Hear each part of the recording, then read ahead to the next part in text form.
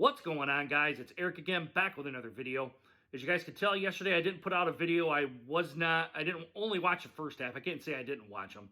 I was out of my parents visiting, and I helped my uncle with a small project, and just very, very little helped him. I kind of pretty much just watched more than I did help him, but I was away from the television. I really couldn't help, or I really didn't feel the need to make a video on here, only because I didn't have enough talking points on here, but based on what I've seen from a couple of other YouTubers that I kind of religiously watch, it wasn't good. Was not good. Seems like the referees kind of screwed us over at least twice. So I'll just leave it to that. I don't want to go down that rabbit hole. But anyway, kind of want to talk about the general manager and the head coach and maybe some free agents that we have that I think we probably really should re-sign. Maybe not all to a long-term deal, but it's something to consider here and kind of what we're going to do if we don't re-sign these guys, or if I think they don't, or we're not going to re-sign them. If I don't think the Lions should re-sign them. There, got that out. Anyway, continuing on here. As we all know, if you have a pulse of the NFL, you know that the Lions haven't gotten a GM or a head coach yet. You're probably going to figure out who the GM is first and let the GM go ahead and bring in his head coach. But to that point, I want to see collaboration and communication between the general manager and the head coach and the coaching staff to upper management as well. The GM kind of maybe has to be a little bit of a liaison between the front office and the coaches, or if they all can get together and collaborate and to communicate, I think this team, we're going to see the Detroit Lions kind of come around to a winning franchise if that keeps up. I think Sheila's done a first good step with getting rid of Bob Quinn and Matt Patricia, because we all know how that worked out. It seemed to be communication issues. There seemed to be where Bob Quinn just went rogue, and he didn't look at the resources that he had, or the I want to say the coaching staff, but it's not. It's the scouting department, what their write-ups were. He just kind of went rogue and kind of went and got the guys that he thought could help the team, like Tez Tabor. We had Davis, who I think is a one-trick pony. He's good at rushing the quarterback, but anything else he's not good at. Tavai from Hawaii, poor pick. And kind of the list goes on and on and on kind of with him. And kind of just going rogue and kind of getting his own players. Hopefully we don't have a GM that does that. Hopefully he can take what he gets from ESPN, from the NFL Network, because it's on television. Anyone can watch it. The own scouting department and what they've got written up. Maybe talking and collaborating with the coaching staff, kind of see what their needs are, whether it's a wide receiver coach, linebackers coach, whatever coach there is, and the head coach, kind of talking and collaborating and who they think can help the franchise the best. I don't think we really seen that with the coaching staff, Matt Patricia or Bob Quinn. Now, I'm looking at the outside looking in. I'm just looking at it from my own couch. That's kind of what I get from this, and probably you guys do too. So we're going to have to wait and see how all this comes out, how Sheila does in the future if the team doesn't do that well with the GM and with the coaching staff and the head coach and the coordinators. I don't think Bevel should be the head coach. I think he's probably better off being a coordinator at a coordinator position, probably a coordinator position, excuse me, probably the offensive coordinator where he was. I think he did a hell of a job with what he had there. But with Golladay being out, it was really, really hard for him. And speaking of that, I want to kind of go to the wide receiver content. Goodness, I'm sorry, I'm having a little bit of trouble kind of putting my words together. The wide receiver group. We have Golladay, who's an unrestricted free agent. We have Marvin Jones, who's an unrestricted free agent. I think Amendola is another unrestricted free agent. And if all those people, if all those cats kind of go elsewhere and sign elsewhere, I think the Lions that's probably going to be the number one priority. If it's not already a top 3 priority as it is, which I think it is, but I think it moves up to number 1 if those all 3, Golladay, Jones, and Amendola, or they just don't want to re-sign them. Now we know Marvin Jones wants to go out and test the free agent market, so it's probably unlikely that he's going to come back, even though I like him a lot, and the Lions should have signed him to a longer-term deal. I thought he helped Detroit quite a bit. He seemed to be kind of the most consistent of the wide receiver core. I think if we can get a healthy Golladay here, I think he would help too. But again, he has his issues too. But I think the Lions really probably should try to get those two guys long-term deals and let Amendola kind of thank him for his services and kind of let him go. But I don't know if you go to the free agency and get a wide receiver if you draft one. I don't know the answer to that. It would be nice to go to the draft and get a wide receiver, but I don't know how the draft classes. That's something I have to research, how the draft classes are going to be for the positions coming up in the 2021 season.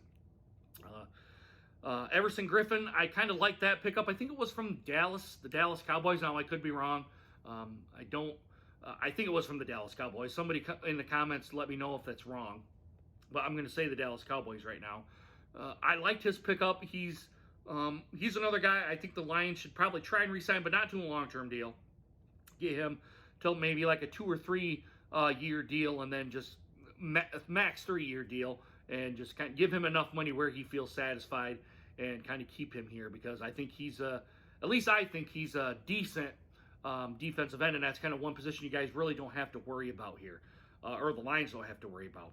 Now, you guys are going to probably say something different, but that's my own personal opinion. I kind of liked what I've seen from him. We already talked about Jones and Golladay. Matt Prater. Now, I know a lot of people have been kind of down on Prater, kind of saying that to get rid of him, but we already know kind of going into the season, I'm going to take a page out of Everything King's book. If you guys watch his content, we all seen how the Detroit Lions were back when we didn't have a place kicker or a field goal kicker. We were poor. We were really poor. I think you re-sign Matt Prater to a decent deal, maybe 2 years max, and then you kind of go out and look out and not free agency, but you go out and draft another kicker. Now, you probably I did see a comment, and I can't remember which comment it was. You probably want to get someone who can punt, who can kick off, and who can do field goals. Try to get a guy that can do all three, and do all three pretty decent. Now, they don't have to be all world, or maybe 2 out of the 3 they're not really all that great at. They kind of need to be coached up, and I don't want to say coached up, but kind of give them some confidence, and maybe in some of those other areas that they can do all 3 of those positions. Because that's somebody you don't have to get another person for to do the punts or to do the field goals for. Or just my own personal opinion, you can knock out 3 things with 1 stone there if you can get a person into the future that can do that. But I think right now with Matt Prater, you sign Matt to a short-term deal and give him enough money where he feels satisfied, and then send him on his way. Only because Matt Prater, I think, he is a very, very good kicker now. The Lions were always back a ways for him to kick field goals, and a lot of them were, goodness, I want to say quite a bit of them were 50 or 50-plus yard field goals. I know at least 45-plus. I do know that.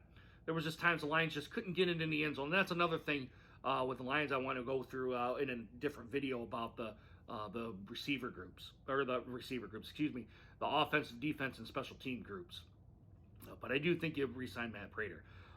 Matthew Stafford, I know a lot of people, including myself, kind of want to see him go elsewhere and succeed.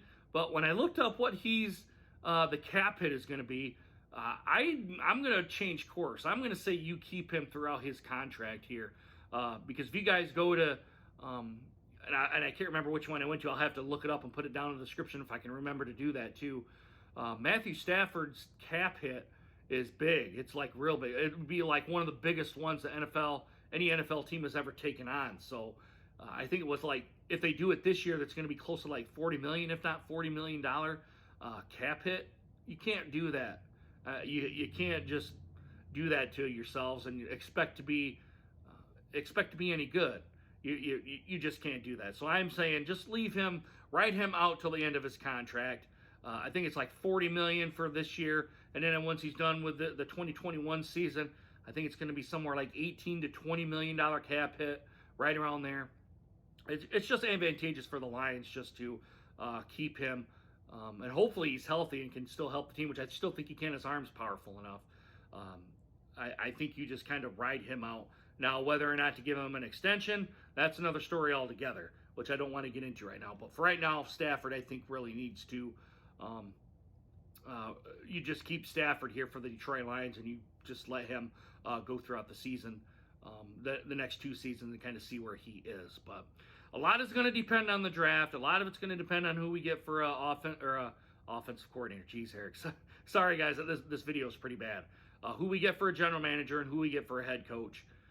It's just you'll know what direction the team is probably going to go with once they get him in and the reporters asking him questions. Hopefully not stupid questions like some of you guys out there that are reporters. Some of you guys ask the stupidest questions. I'm like, do you just ask a question just to think you're asking it, or that you can ask a question? I don't get some of you guys. Anyway. I don't want to kind of go down that road, but anyway. We're going to have to wait and see how Detroit kind of goes on here. I'm going to stick around and make some more content on here for you guys leading up to the other couple of months. I have some stuff kind of going on. A better microphone, number one, for when I'm sitting in front of the computer. And I'm thinking about this door back right here is behind me is another bedroom. I'm going to convert that into a kind of an office kind of area there. So I can make better videos and better content for you guys instead of doing it all right in here in kind of my breezeway with traffic going by and kind of picking it up on the microphone. So those are some things to come on here. I don't know.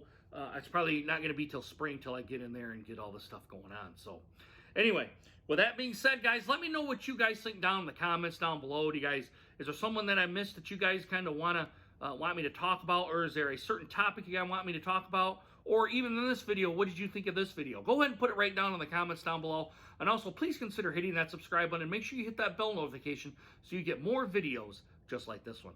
All right, guys, I really hope you guys enjoyed this video, and I do hope to see you guys again soon. Deuces. Take care, guys.